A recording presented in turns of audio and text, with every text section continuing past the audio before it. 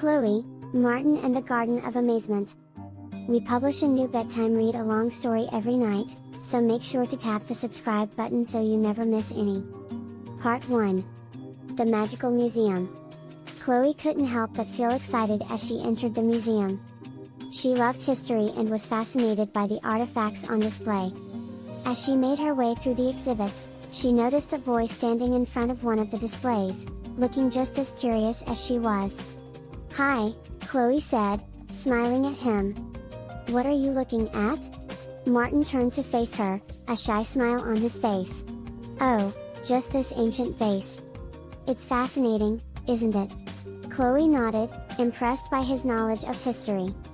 "I'm Chloe," she said, extending her hand. "Martin," he replied, shaking her hand. "Nice to meet you." As they continued to explore the museum, Chloe and Martin found themselves drawn to each other. They laughed and joked as they looked at the exhibits and soon realized that they were having more fun together than they had on their own. As they turned a corner, they came across a door that looked like it didn't belong.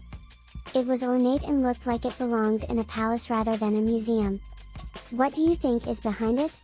Chloe asked, pointing to the door. Martin shrugged. "I don't know, but I'm curious to find out."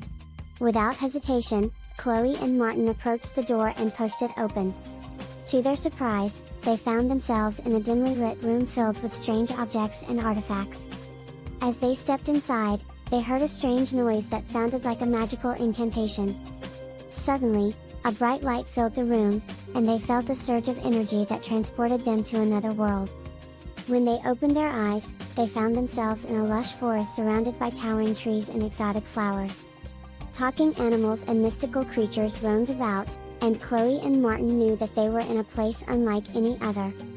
"Wow," Chloe said, looking around in wonder. "This is amazing." Martin nodded, still in shock from the sudden change. "But how do we get back?" Chloe shrugged. "I'm not sure, but I think we should explore and try to find a way out." Together, they set off on their adventure, not knowing what dangers and obstacles lay ahead. But they knew that as long as they were together, they could overcome anything. Part 2. The Enchanted Forest. Chloe and Martin took a deep breath and began to walk deeper into the enchanted forest. As they walked, they saw strange creatures and heard unusual sounds that they had never heard before. "This is incredible," Chloe said, taking in the sights and sounds around her. Martin smiled at her. "I know, right? It's like we're in a fairy tale." As they walked, they came across a small river that seemed to sparkle in the sunlight. They approached it cautiously and saw a group of colorful fish swimming around. Chloe knelt down by the riverbank and reached out her hand, hoping to touch one of the fish. Suddenly, a large fish jumped out of the water and knocked her down. "Are you okay, Chloe?" Martin asked, helping her up. Chloe nodded, brushing herself off. "I'm fine. That was just unexpected." As they continued to walk, they heard a loud roar in the distance. They knew that they had to be careful, so they walked more slowly and cautiously. Suddenly, they came across a clearing where a huge dragon was lying in the sun. Its scales glittered in the sunlight, and its eyes were closed. "We have to be careful," Chloe whispered to Martin. Martin nodded, and they began to walk around the dragon, hoping not to wake it up. But just as they were almost past it, the dragon stirred and opened its eyes. Chloe and Martin froze, not knowing what to do. But the dragon didn't seem to be angry. Instead, it looked at them curiously and spoke in a deep, rumbling voice. "Greetings, young travelers. What brings you to my forest?" Chloe and Martin were stunned. They had never heard a dragon speak before. "We're looking for a way out of this forest," Martin said, trying to sound confident. The dragon nodded. "I see, Well, I can help you with that. To get back home you must open the fountain. Look for the Garden of Amazement." And with that, he went back to sleep. Chloe and Martin looked at each other, wondering what he meant.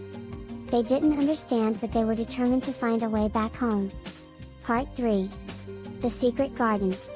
Chloe and Martin followed the dragon's instructions and made their way deeper into the enchanted forest. They walked for what seemed like hours, but finally, they came across a beautiful garden hidden behind a wall of ivy. As they entered the garden, they were amazed by the beauty that surrounded them. Flowers of every color imaginable bloomed all around them, and the scent was intoxicating. "This is amazing," Chloe breathed, taking it all in. Martin nodded, his eyes wide. "I've never seen anything like this before." As they explored the garden, they came across a fountain in the center. Water trickled down from the top, and a rainbow of colors danced in the spray. But then they noticed something strange. In the middle of the fountain, there was a small keyhole. "What do you think this is for?" Chloe asked, pointing to the keyhole. "I don't know," Martin said, examining it closely. "But I think we should try to find a key." They searched the garden, looking for a key, but couldn't find one. Just as they were about to give up, they heard a rustling in the bushes. They turned to see a small fairy emerging. "Hello," the fairy said, smiling at them. "My name is Lily. What brings you to this garden?" "We're trying to find a key for the fountain," Chloe explained. Lily nodded, her wings fluttering behind her. "I can help you with that. But first, you must pass a test." Chloe and Martin exchanged a nervous glance but were determined to do whatever it took to find the key. Lily led them to a small pond where a group of lily pads floated. "The key is on one of these lily pads," Lily said. "But you can't touch the water, or the pad will sink." Chloe and Martin looked at each other, knowing that this would be a difficult test. But they were determined to succeed. Slowly and carefully, they began to step on the lily pads, trying to find the one with the key. After what seemed like hours, they finally found it and retrieved the key. "Congratulations," Lily said, smiling at them. "You have passed the test." Chloe and Martin were relieved and excited. They had the key and were one step closer to finding their way back home. Part 4. The Return Home. Chloe and Martin hurried back to the fountain, eager to see what the key would unlock. As they inserted the key into the keyhole, they heard a click, and the fountain started to shake. Suddenly, a bright light erupted from the fountain, blinding them both. When the light faded, they found themselves standing in the middle of a bustling city. They looked around, stunned and confused. "Is this real?" Chloe asked, still in shock. "I think so," Martin said, equally surprised. "We made it back home." As they walked around the city, they realized that they had been gone for much longer than they had thought. It had been weeks since they disappeared, and their families and friends had been searching for them frantically. Chloe and Martin told their families and friends about their incredible adventure in the magical museum, enchanted forest, and secret garden. At first, no one believed them, but soon they realized that it was all true. Over time, Chloe and Martin went back to their normal lives, but they would never forget the magical world they had discovered. They would always cherish the memories of their incredible adventure and the friendships they had made along the way. The end. Do you want to hear more stories? Then hit the subscribe button to follow our channel, so you never miss another daily story. And keep listening now, as more stories will play shortly.